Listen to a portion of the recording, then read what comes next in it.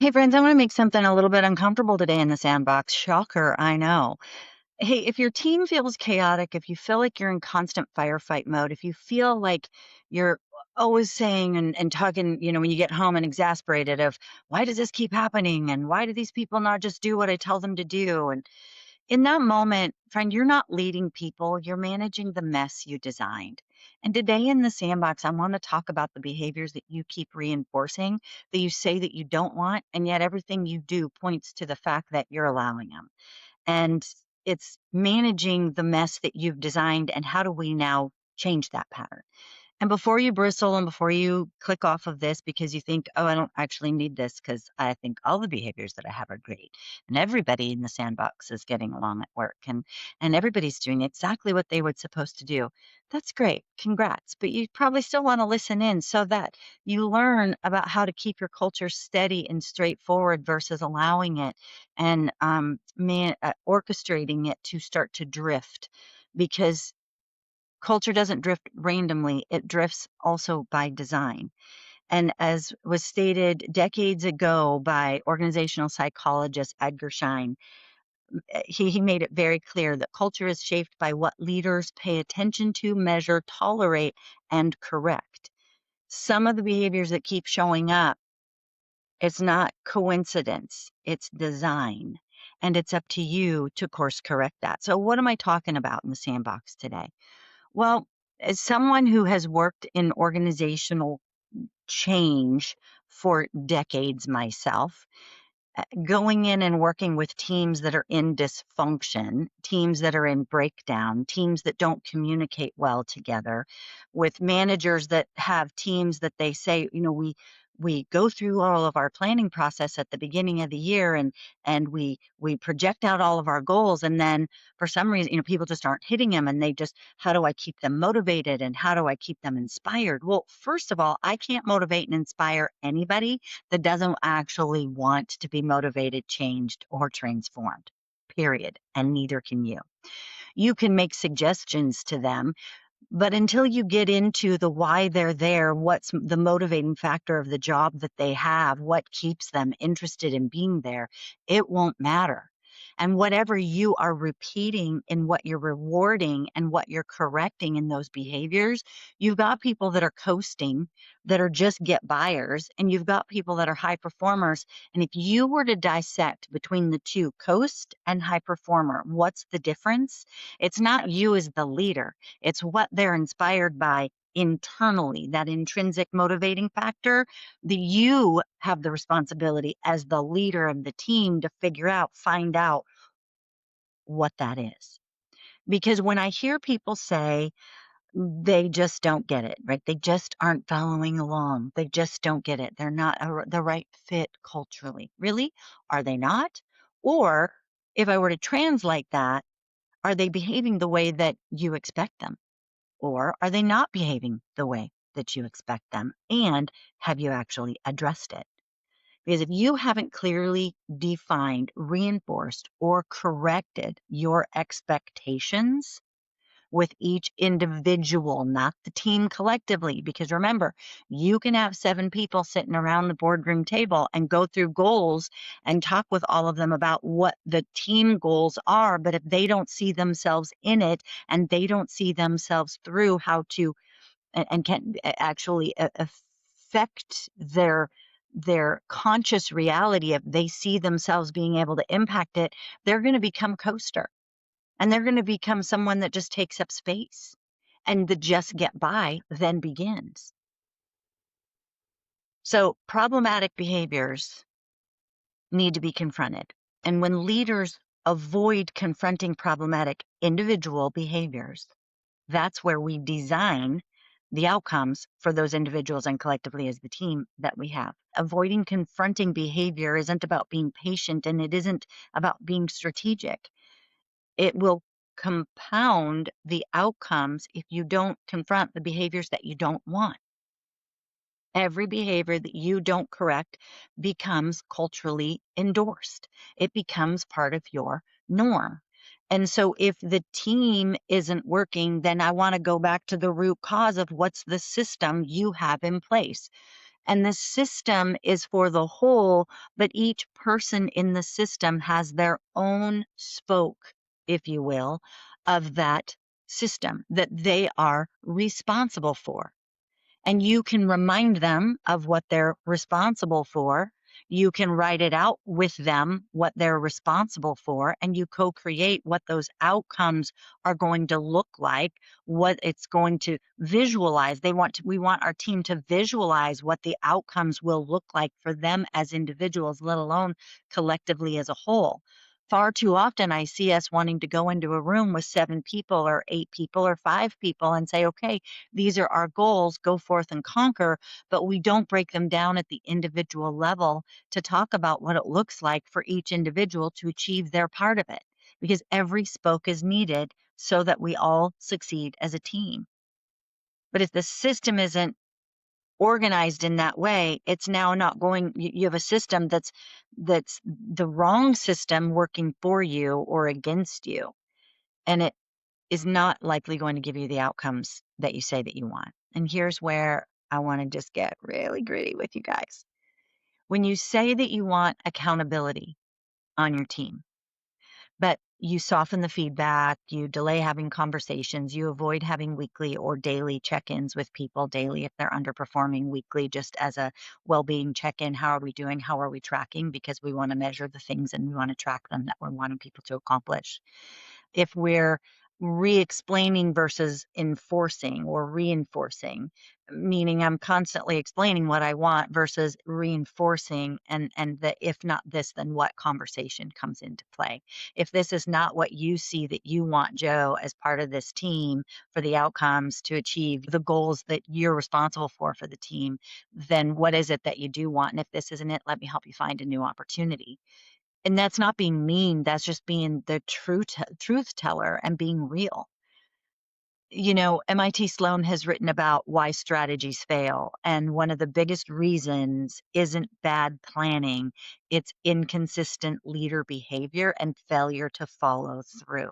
So when I tell you, I've got the tool for you for a 20-minute check-in that you ought to be having every week with your individuals on the team, and if they're underperforming, they need to be a daily, and you can break it down to a 5 or 10-minute check-in, and the individual runs the agenda. Here's I can give you the framework and the tool if you want it. Just DM me, and that's easy to do.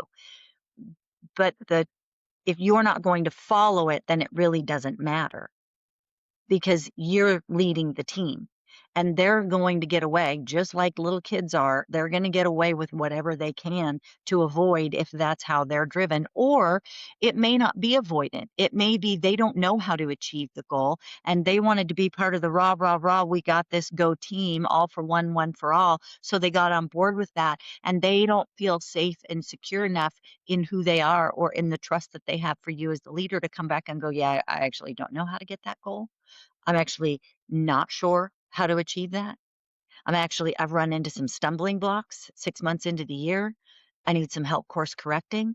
If they don't know how to come and say that to you because we think we've got all high performers, we only hire high performers and they're going to achieve all that we want, and halfway through the year they're not, that's not necessarily a person problem. It's a system problem. And we haven't diagnosed the problem early enough to come in before 6 months to say, hey, how do we correct this? Inconsistent behavior and failure to follow through is the greatest challenge, the biggest reason why leaders fail, why teams fail. It's not the confusion, it's not inconsistency, it's the fact that people adapt to the system that exists. It's not what you put up on the wall, it's not the slide deck that you showed them. You can't just put up a pretty slide deck and go, oh, and here's our vision, and let that just sit there. And here's our goals. Here's what this team accomplishes, right? It's not just that.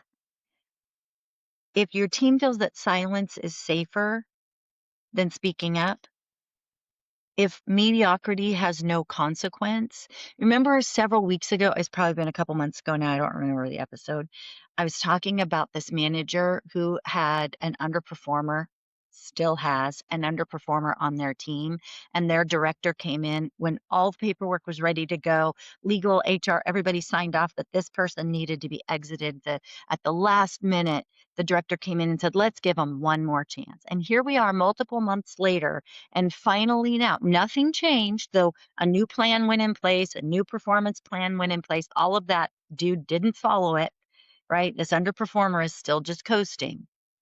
And even though all of the pieces have been put in place to hold them to what they're responsible for, the person doesn't care. The director finally came back and said, okay, let's start the process now. Well, given the size of the organization and the way that the organization works, it's going to be a few months before this person is actually exited, if in fact they actually get exited, because I'm still kind of holding my breath on that one. But what has happened as a result? Others have left the team because they see that nothing's being done with this one person they're needing to pick up the workflow on. And that demoralizes your managers. It demoralizes and ruins the trust of team members. Mediocrity that has no consequence has a consequence, just not to the people that you want if you don't handle it. If overperformers are carrying the weight without relief, the system is functioning exactly as you designed it to, just not the way that you intended. And there is a difference, design or intention. I can intend for a system to go a certain way and then design it through my lack of proper managing and leading and behaviors on me or on the management above me, as was the case of this one scenario. It will design itself, and you will not, and trying to recover from that requires so much more effort than if we just address the issues up front. So, well, I want to talk about this on this topic as well. When leaders think that they have a communication issue because people have stopped talking, HBR has documented this pretty well on the employee silence pretty extensively. And employees withhold concerns when they believe this from HBR. Nothing will change, they'll be labeled difficult, or they've seen others punished for it. Silence isn't disengagement, it's learned protection. Let me say that again, because I think the person sitting in the front row wanted to hear that. Silence is not disengagement, friends. It's learned protection. And learned protection doesn't happen overnight. It is reinstilled and reinforced daily, repeatedly. If it happens when leaders react poorly, when they dismiss concerns or do nothing or say things like, oh, let's give them one more chance after we've given them a year and a half of chances. It's not a people problem. It's a response pattern, and we're reinforcing it. And here's the part that no one likes to hear, but I'm going to say it because that's just like me. Leaders overestimate their own clarity. Leaders often say, we've got I hear this. I've heard this multiple times this week, actually. We've got a great culture here. Really? Well, then why are you wanting to bring in an organizational expert that deals with conflict in teams and communication and behavior systems if you have a really great culture? Well, it's just a few people. Okay, so you're going to expend a lot of money on a few people, but all of them are going to get it. Okay, that's a leader problem, quite honestly. Humans show up consistently over time. There's really not a lot of surprises out of behavior. And they can show up clear and competent and that they're aligned, and they may think that they are, especially those in authority. But here's the reality. When we are saying things like, I don't understand why they don't get it, then I got to look in the mirror and go, how am I showing up that's causing that? When I'm hearing people say things like, I've been clear, I shouldn't have to repeat myself. Well, that might be true in your mind, right? In that person's mind, but behavior is the scoreboard. Behavior is the scoreboard in your organization. So what's the scoreboard telling you about the behaviors that we're reinforcing and rewarding in our organization? If the behaviors aren't changing, then clarity and understanding of what's expected didn't land. Didn't land, friends. So I'm not trying to blame the leaders, but I'm saying that we can get moving so swiftly and feel like we're leading, but really we're just managing the mess that we've designed. And when we want to get what we want to do in those moments is get crystal clear on what is the mess that we no longer want to manage to, and then create the plan around that. It's not blame that's happening right now. I want you to use it as leverage, because if you designed it, this system, even unintentionally, you can redesign it. You can actually create the plan to change it. You can learn the command principles. And there's a link in the show notes to get more information about our command leadership behavior operating system that we are launching here in the spring of 2026 at BGE. I'm super excited about it because what I've done over the course of my career is assess and look at the behaviors that people have in the workplace, what they say that they want and what's actually being done, and how do we close that gap. And the command leadership behavior operating system is just that. If you designed it, even unintentionally, you can redesign it. It's just going to take command to do it. So I'm dropping the command link in the show notes. You're going to want to make sure you grab that, because the problem isn't your people. It's the system that you've adapted and that you've reinforced. And that system starts with leadership. It starts with you. So if you don't like what you got, if the behaviors aren't matching what we say that we want, it's time to reevaluate the system and get the behaviors in place that you do want. Reward those consistently. Hey, thanks for joining me today in the Sandbox. I'm Tammy J. Bond, and I am thrilled to take the time to help you grow into that next level of leadership, because we know that leadership isn't something we're born with. It's something that we grow into.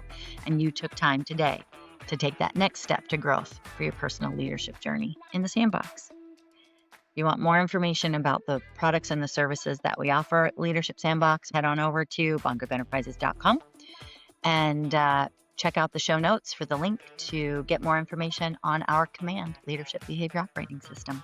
Make it a great day. God bless you.